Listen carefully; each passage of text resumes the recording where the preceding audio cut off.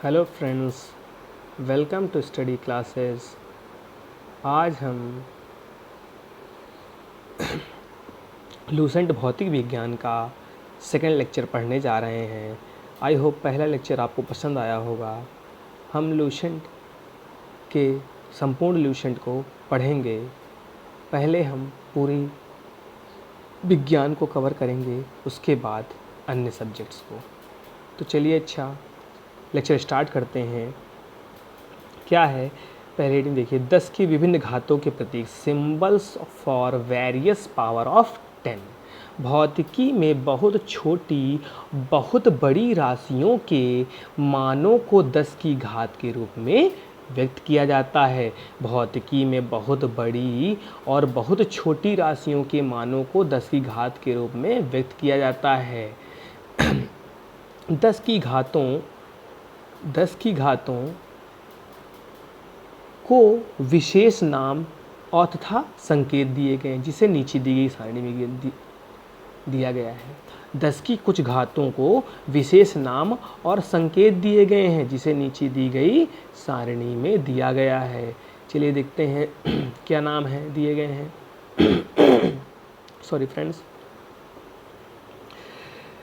देखिए यहाँ पे 10 की घात लिखा है और इसका भी मतलब प्रीफिक्स यानी पूर्व प्रत्यय और प्रतीक सब बताते चलेंगे हम अच्छे से। आपको 2 बार रिपीट करेंगे, आई होप आपको तैयार हो जाएगा। 10 की घात 18 को एक्सा पढ़ते हैं। 10 की घात 18 को एक्सा पढ़ते हैं। 10 की घात माइनस 18 को क्या पढ़ते हैं? एटो पढ़ते हैं। 10 की घात 18 को एक्सा पढ़ते हैं, जिसे कैपिटल ई से रिप्रेजेंट करते हैं। 10 की घात माइनस 18 को क्या पढ़ते हैं? एटो पढ़ते हैं। एटो, जिसको स्मॉल ए से रिप्रेजेंट करते हैं। 10 की घात 15 को क्या पढ़ते हैं? पेटा पढ़ते हैं। 10 की घात 15 को क्या पढ़ते हैं? पेटा पढ़ते हैं। इसे कैपिटल पी से रिप्रेजेंट करते हैं पेटा को। 10 घात माइनस 15 को क्या पढ़ते हैं? फेमटो। फेमटो 10 घात माइनस 15 को क्या पढ़ते हैं? फेमटो। 10 की घात माइनस 15 को फेमटो पढ़ते हैं, इसे स्मॉल एफ से रिप्रेजेंट करते हैं। 10 की घात 12 को क्या पढ़ते हैं? टेरा पढ़ते हैं। 10 की घात 12 को क्या पढ़ते हैं बेटा? टेरा पढ़ते हैं, टेरा। 10 घात माइनस 12 को पिको पढ़ते हैं। 10 घात 12 को टेरा पढ़ते हैं, जिसे कैपिटल टी से रिप्रेजेंट करते हैं। 10 घात माइनस 12 को पिको पढ़ते हैं, जिसे स्मॉल पी से रिप्रेजेंट करते हैं। 10 घात माइनस 12 को क्या करते हैं? स्मॉल पी से रिप्रेजेंट करते हैं। आगे आते हैं। 10 की घात 9 को जाइगा पढ़ते हैं, जिसे कैपिटल जी से रिप्रेजेंट करते हैं। 10 की घात 9 को क्या पढ़ते हैं हम? जाइगा, जिसे कैपिटल जी से रिप्रेजेंट करते हैं। 10 की घात माइनस 9 को क्या पढ़ते हैं? नैनो पढ़ते हैं। क्या पढ़ते हैं? नैनो पढ़ते हैं। 10 की घात माइनस 9 को, इसे स्मॉल एन से रिप्रेजेंट करते हैं।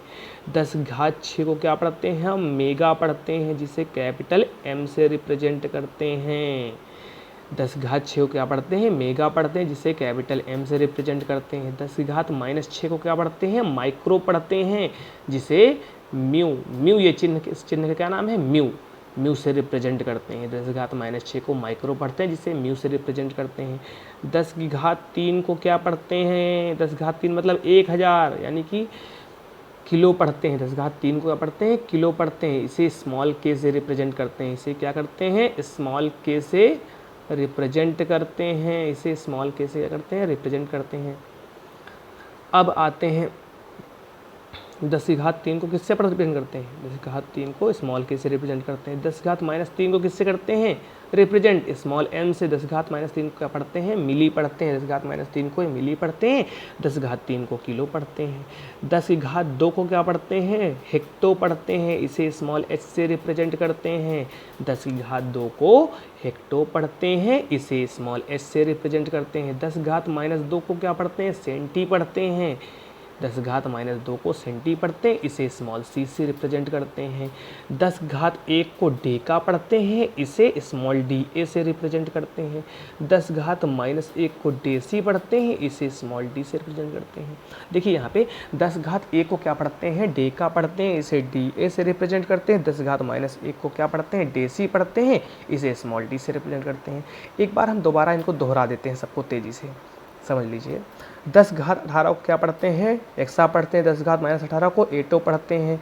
10 घात 18 को ई से, कैपिटल ई से रिप्रेजेंट करते हैं। 10 घात -18 को ए से रिप्रेजेंट करते हैं, स्मॉल ए से। 10 घात 15 को पेटा पढ़ते हैं, जिसे कैपिटल पी से रिप्रेजेंट करते हैं। 10 घात -15 को फेमटो पढ़ते हैं, जिसे स्मॉल एफ से रिप्रेजेंट करते हैं। 10 घात 12 को टेरा पढ़ते हैं, जिसे कैपिटल टी से रिप्रेजेंट करते हैं। 10 घात -12 को पिको पढ़ते हैं, जिसे स्मॉल पी से रिप्रेजेंट करते हैं। 10 की घात 9 को जाइगा पढ़ते हैं, जिसे कैपिटल जी से रिप्रेजेंट करते हैं। 10 की घात -9 को नैनो पढ़ते हैं, जिसे स्मॉल एन से रिप्रेजेंट करते हैं। 10 घात 6 को मेगा पढ़ते हैं, जिसे कैपिटल एम से रिप्रेजेंट करते हैं। 10 घात -6 को माइक्रो पढ़ते हैं, जिसे जिसे 10 घात -6 को माइक्रो पढ़ते हैं, जिसे म्यू से रिप्रेजेंट करते हैं। 10 घात 3 को किलो पढ़ते हैं, जिसे स्मॉल के से रिप्रेजेंट करते हैं। 10 घात -3 को क्या पढ़ते हैं, मिली पढ़ते हैं, जिसे स्मॉल एम से रिप्रेजेंट करते हैं। 10 घात 2 को हेक्टो पढ़ते हैं, जिसे स्मॉल एस से रिप्रेजेंट करते हैं। 10 घात -2 को सेंटी पढ़ते हैं, जिसे स्मॉल सी से रिप्रेजेंट करते हैं। 10 घात 1 को डेका पढ़ते हैं, जिसे D A small D A से रिप्रेजेंट करते हैं। 10 घात -1 को डेसी पढ़ते हैं, जिसे स्मॉल डी से रिप्रेजेंट करते हैं। ये हो गई 10 के घातों के नाम हो गए। अब आगे चलते हैं। हेडिंग क्या है, गति। अब गति हेडिंग है, इसमें पढ़ते हैं क्या, पहला पॉइंट क्या है, अदिश राशियाँ। क्या पॉइंट है आपका पहला, अदिश राशियाँ, जिसे इंग्लिश में स्केलर क्वांटिटी पढ़ते हैं। क्या कहते हैं, स्केलर क्वांटिटी। अब अदिश राशियाँ होती क्या हैं, देखिए, वैसी भौतिक राशि जिनमें केवल परिमाण होता है, दिशा नहीं होती है।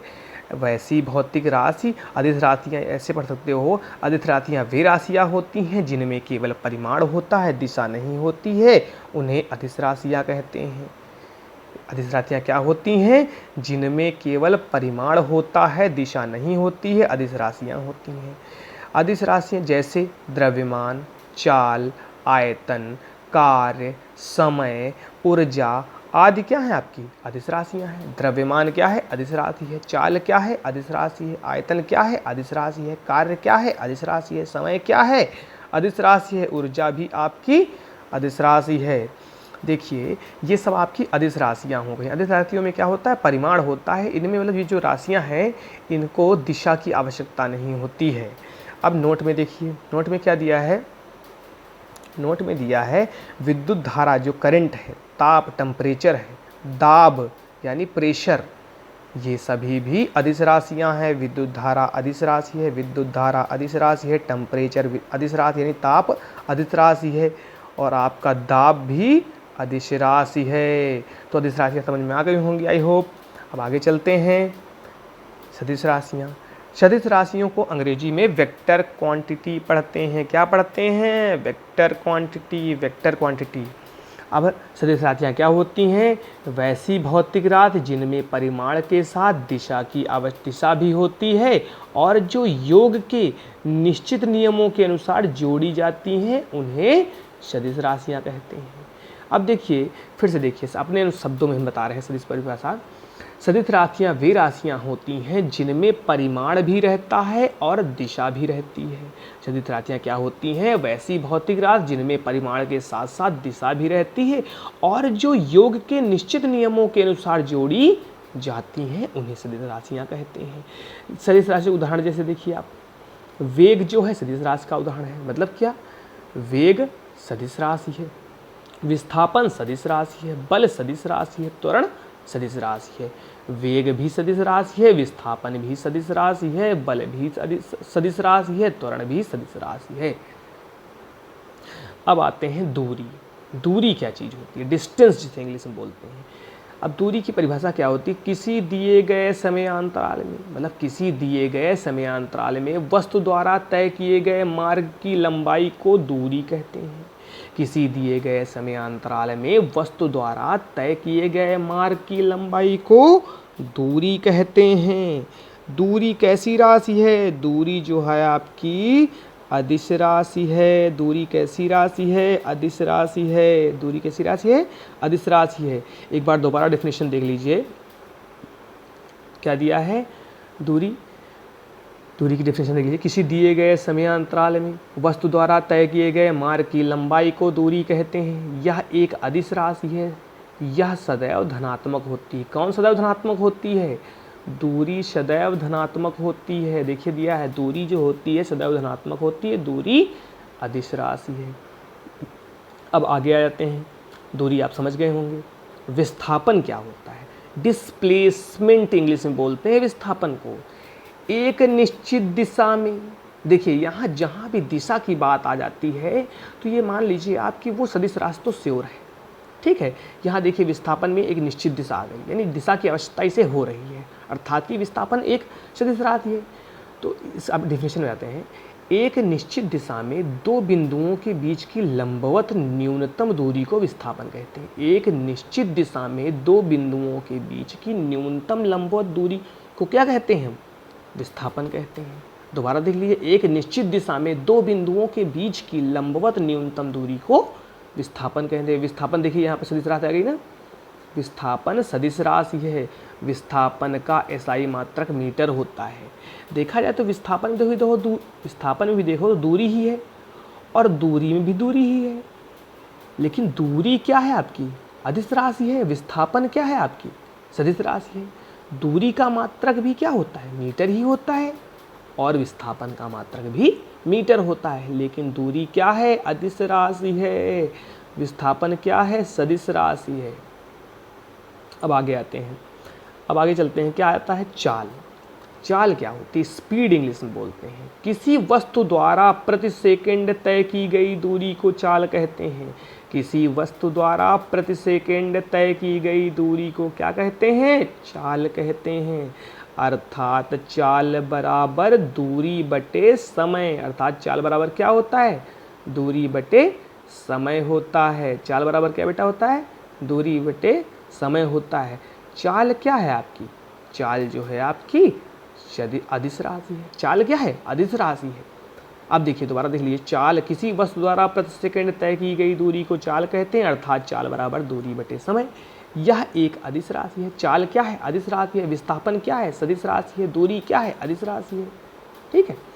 चाल का एसआई मात्रक क्या होता है? मीटर प्रति सेकंड होता है। चाल का एसआई मात्रक मीटर प्रति सेकंड होता है। अब आगे आते हैं, आगे क्या दिया है? वेग। वेग को अंग्रेजी में वेलोसिटी पढ़ते हैं। किसी वस्तु के विस्थापन की दर को, किसी वस्तु के विस्थापन की दर को या एक निश्चित दिशा में, देखिए यहाँ पर फिर निश्चित दिशा आ गई है, तो अर्थात कि वेग सीधी सी बात है क्या? सदिश राशि होगी।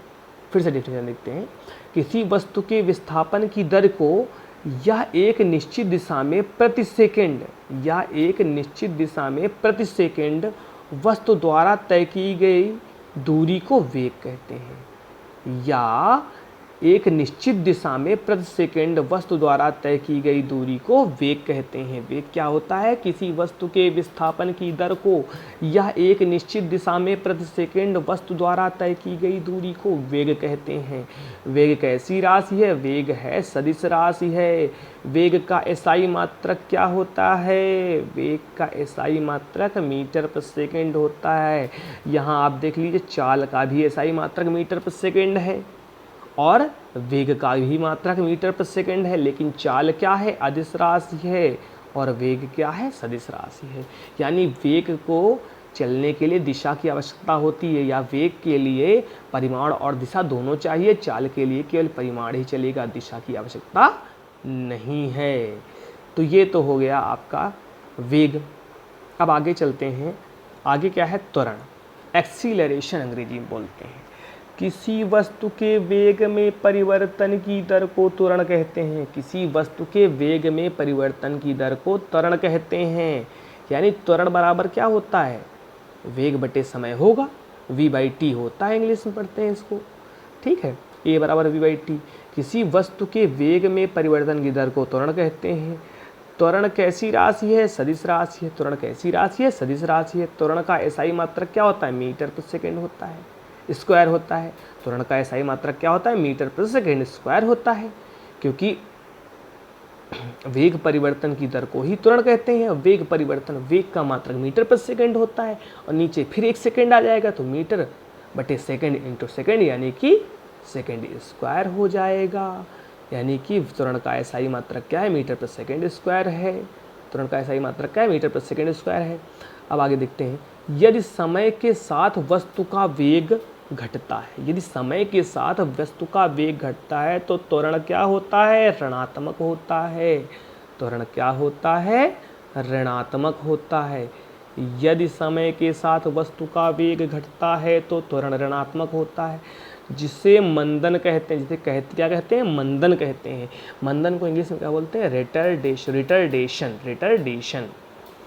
एक बार दोबारा देख लीजिए, यदि समय के साथ वस्तु का वेग घटता है तो त्वरण क्या होता है, ऋणात्मक होता है, जिसे मंदन कहते हैं।